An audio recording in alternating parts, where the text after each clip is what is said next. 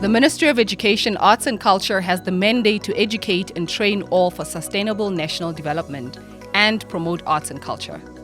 Providing accessible, equitable and inclusive quality education for a tolerant, skilled, productive and competitive nation is the Ministry's mission. Through this 4-part series documentary, we highlight some of the capital projects implemented by the Ministry of Education, Arts and Culture and its partners.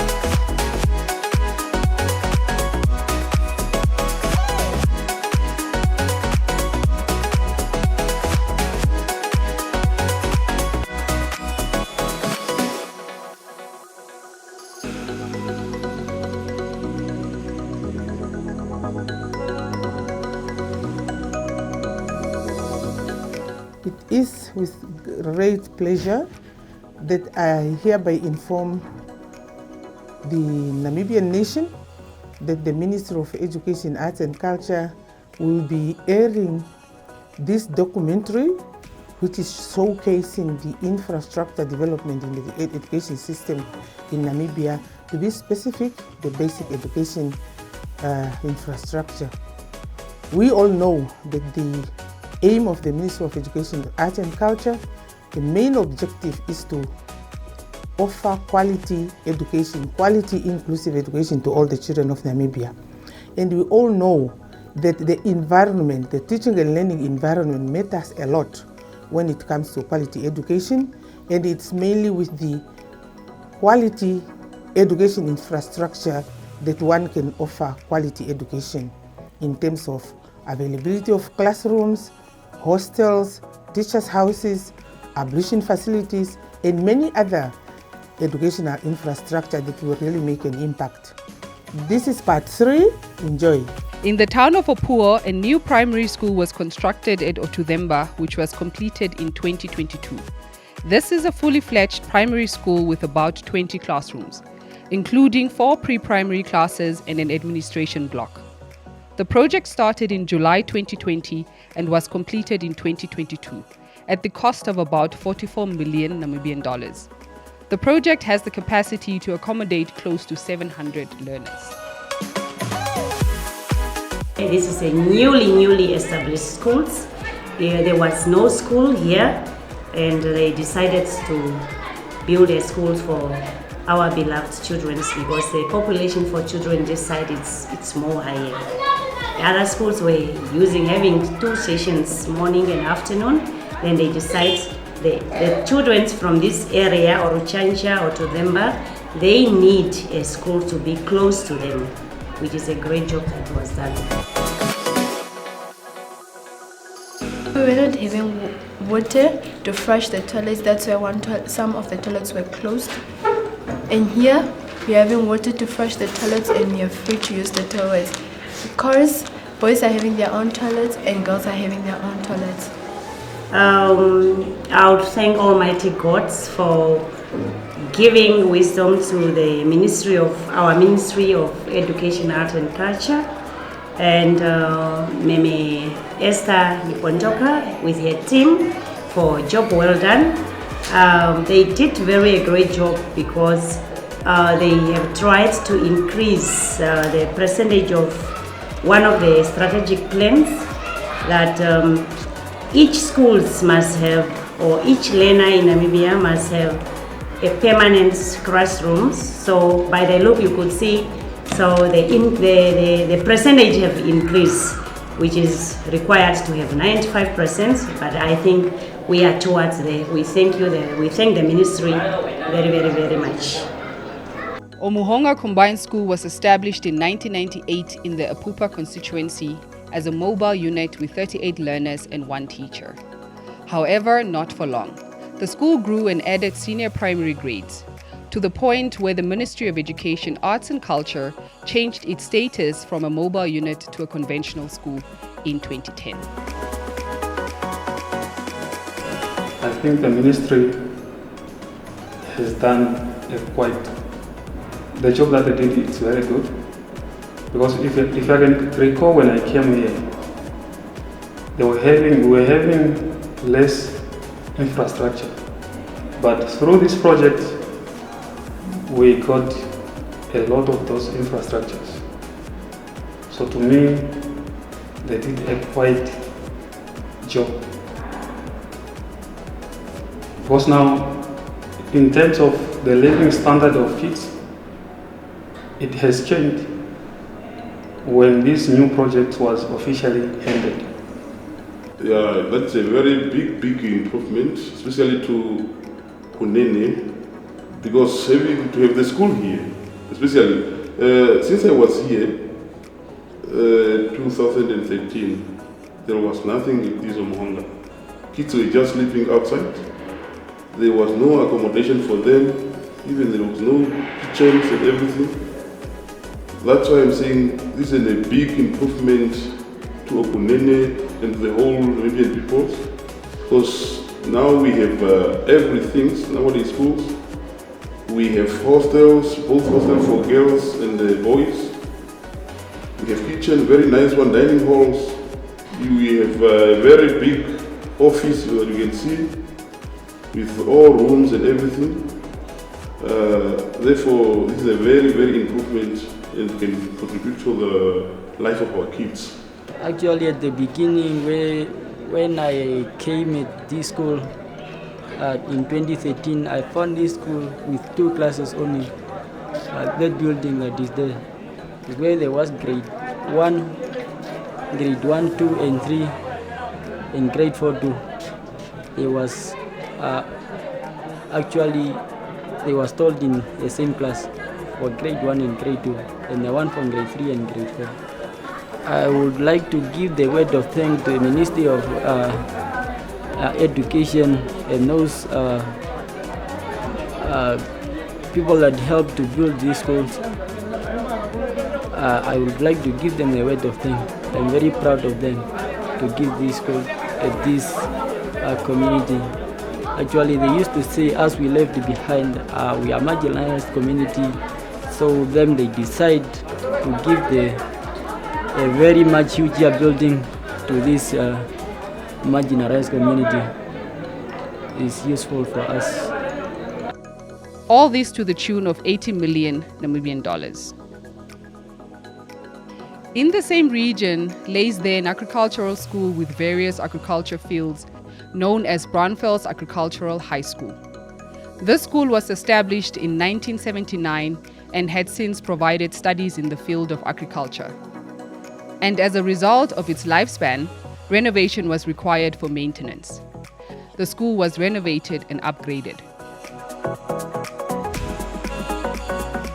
The school has been facing a very serious problems regarding the classrooms at the school and also hostel blocks at the hostel, because before independence at school, one block has been burned down, and also at the hostel, one hostel block has been burned down. And we were experiencing serious shortage of classrooms at the school, as well as also accommodation for learners at the hostel. First of all, we look at the number of learners, the capacity that each class could take back then before the new classes, because this one was just recently handed over to us somewhere in March. But before that, at one point we were having some classes that were taught outside because the number of classrooms were not enough for every teacher. And to some extent, it also played a role in the number of teachers, the human resource, the provision of human resource, because of the number of classes that were here. It could not comprehend with the number of teachers to be appointed at the school. We now have more learners enrollment. In the past, we were only able to enroll up to 200, 199 up to 200, but now the learners numbers are now around 320. And also at the hostel, we can now accommodate more learners than before. It benefited us in a very positive way, especially for grade 11s. The new blocks that were built, the hostel blocks, grade 11s are staying in those blocks and they're having lights and electricity, so they have suitable time for studying even in the morning, 3 o'clock, they can even study. So with the school side, I would also say that it benefited us positively because it's having all the things that we need. My advice to the learners that are currently here, or all in general, is that they must capitalize on these opportunities that they are given, because currently now the school have been approved to open a basic pre-work subjects that will be offering next year, and this is actually a program intended for those learners that are actually not very much academic, so that they can just go straight to main skills that they can work into and be better people or something like that. But I think if they can capitalize on this and use it as an opportunity to better their lives, it will be really great. Erongo region. In February 2022, renovation and upgrading of Tubuses Primary School kicked off and will continue for 30 calendar months, planned to be completed in July 2024. From what I could understand is that the school, one of the blocks where the learners were staying burned down in 2014. And one of the reasons why it burned down is because the school didn't have, or the hostel blocks those years didn't have electricity. So they were using candles, and then the candle caught fire, and then the hostel building where the boys were sleeping, the boys' dormitories, burned down. And now the ministry has come. It's actually the central government, because this project is funded by the central government. The central government came up, and then 2022 February, it started the construction started 2022 to the tune of more than 68 million Namibian dollars. So now they are constructing a brand new hostel with 4 hostel blocks for boys and 4 hostel blocks for girls. And then also they are renovating or constructing a new sewage system. And also there is also plans to construct a new soccer field. The project scope entails additions and alterations to the existing kitchen and dining hall, construction of 4 new hostels, 2 for boys and 2 for girls, a service building by renovating the existing boys' hostel, construction of a matron's quarter, 2 superintendent houses, a school feeding shelter, a guard house, and a new ablution block. I think it's one of the best hostels. If after construction is taking place, once it is completed, that I can see. Because it's not only the construction of the hostel, they also want to put interlocks from the school right through to the hostel, so that when the learners go out from the school, then they don't need to, in a place like a settlement like Tubuses, walk on the ground.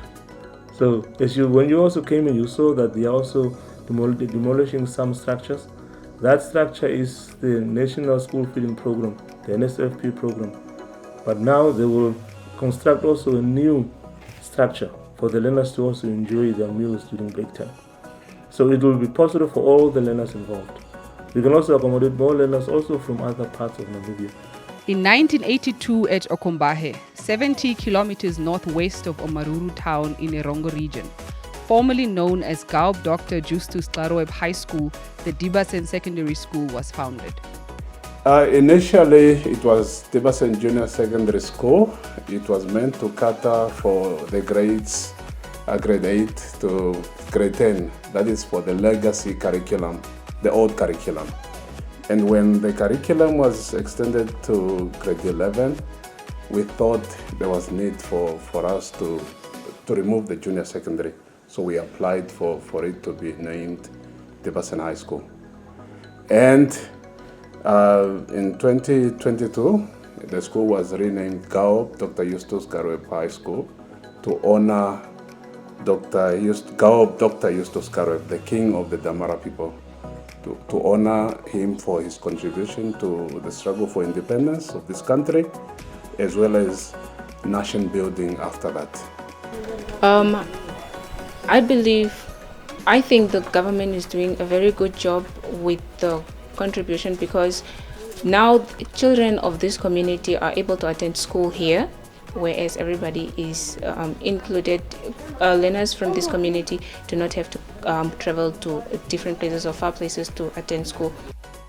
It started with 425 learners and 16 teachers and grew its numbers to 757 learners and 25 teachers in 1984.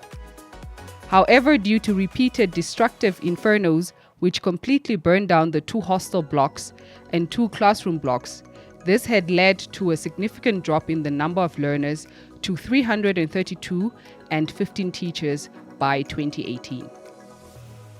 Under the African Development Bank-funded loan intervention, 2 hostel blocks were constructed with 14 classrooms, upgrade of the sewer line, erection of water tower with a water tank, and the installation of a new generator.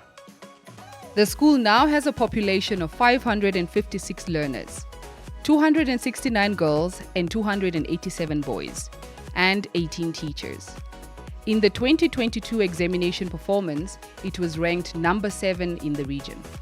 After the renovation and upgrading of school facilities, the total cost of this refurbishment was more than 24 million Namibian dollars.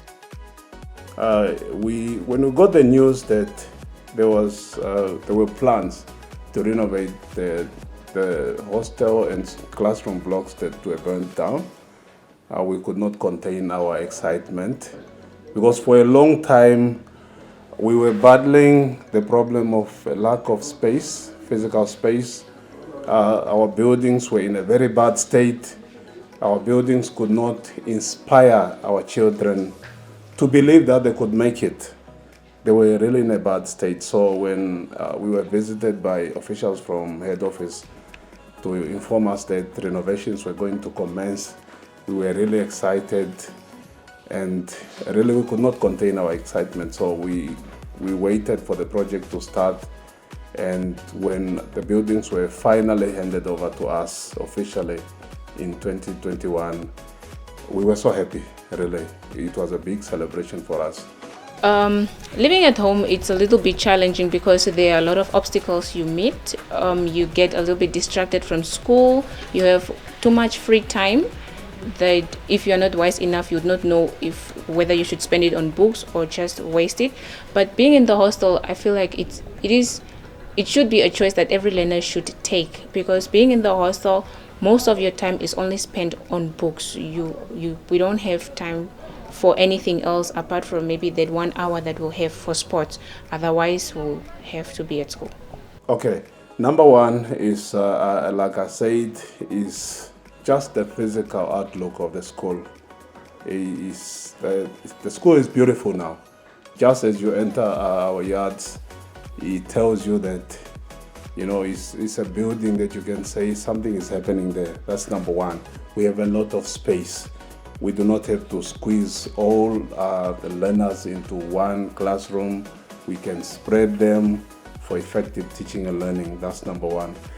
Secondly, also, as far as accommodation is concerned, so most of our learners can be accommodated into the hostel, and that also guarantees them a meal every day, or 3 meals every day minimum. In 2022, at Matutura location in Swakopmund, Rango region, construction of a primary school started. This school where we are under construction, it is in Matutura area, or in Swakopmund, and it's a new primary school in Swakopmund, and it is in Swakopmund constituency. The initiative was inspired by the influx of learners.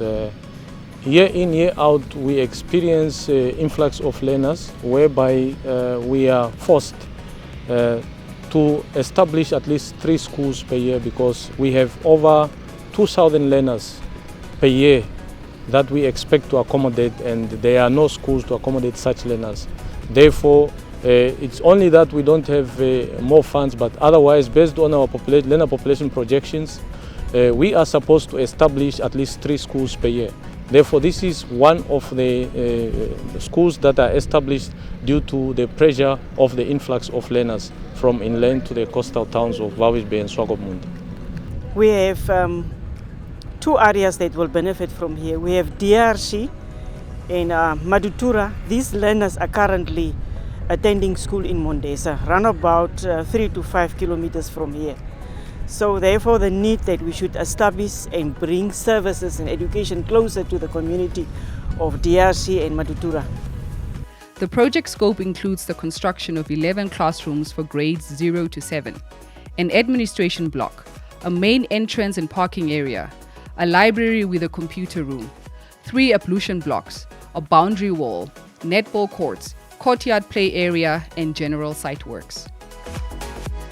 I think that this is the MTEF project. It's coming a long way, and the ministry funded then this project from head office, and the colleagues on the ground, the works inspectors and the planning division, they are then the ones monitoring also the project on behalf of the Ministry of Education. It is expected to be completed within 24 calendar months.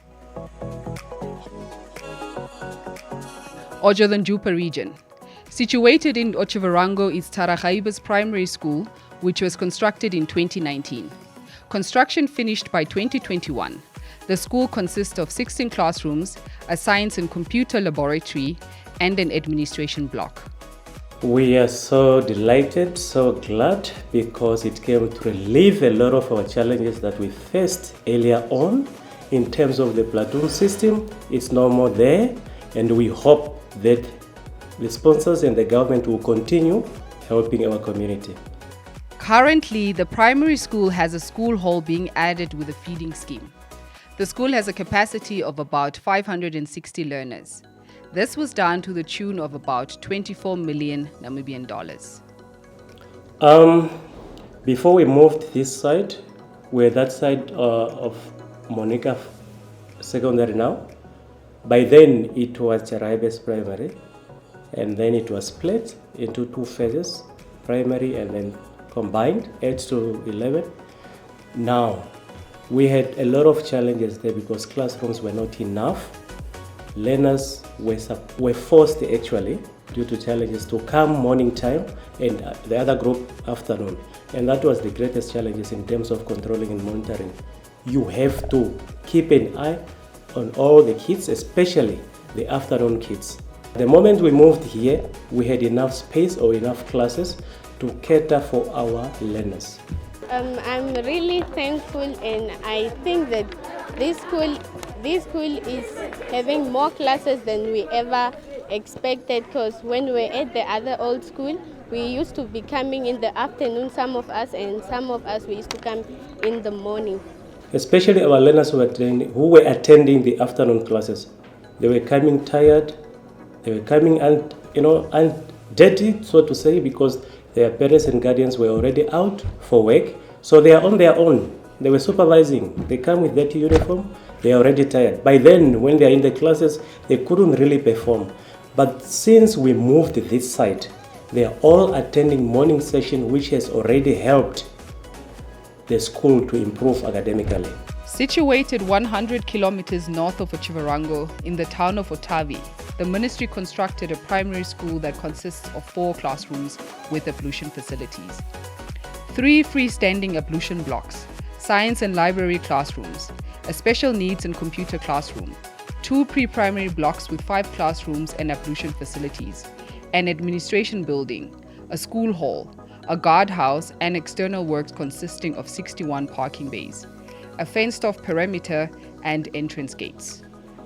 This is a great news, because when you are talking about quality assurance, so you are talking about the provision of fiscal resources to all schools in Namibia. And of course, every school is aiming for effective teaching and learning. And this can only be materialized if you have the conducive teaching and learning environment. So in this case, by being recipient of these new infrastructures, we feel great. The school shortages are always there. We have in the past shortages of classrooms. We have to engage the army to provide us with tents. that additional classrooms can be established. But with this welcome development for the infrastructure that has been brought to Otavi, we can accommodate more. But the population growth is so fast that we need to do more. 1 or 2 extra primary and high school needs to be established. And we, in the nutshell, are blessed with mines in our constituency. We have got Ohorongo, we have got B2 Gold, we have got Combat Mine, which is going to start recently. And as they are mining our natural resources, I think they must look into the social responsibility side and plow back in education, that we can build more schools, a hostel, even a tertiary institution for that matter. Of course, things will change. Because point number 1, having brand new infrastructures is already a motivation on its own. So teachers, they feel motivated. Learners, they feel motivated. A school principal feel motivated by having these decent infrastructures. And of course, teaching and learning will be enhanced. The construction was started in April 2022 and is projected to last for about 24 calendar months.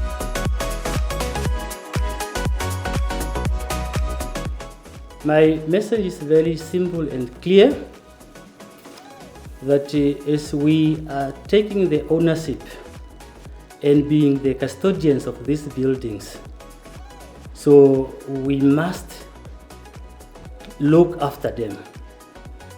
We have to educate our learners not to vandalize these buildings in any way. We have also to educate the community at large. So we have to maintain the quality and the standard of these infrastructures that we have received, so that they will stay longer for the future generation to come. Now, in 2019, we started doing thorough research on the availability of resources.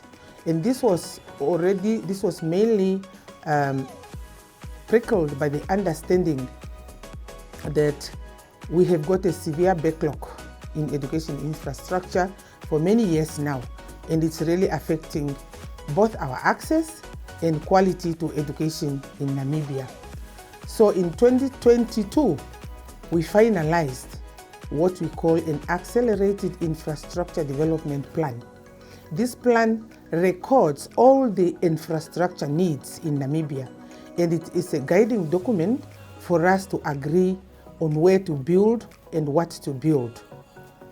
And this is also complemented by the outcome of the National Conference on Education in 2022, whereby after that we had recommendations which are developed into the Namibia Conference on Education Implementation Plan, which is approved by Cabinet. So all these documents guide what we are doing.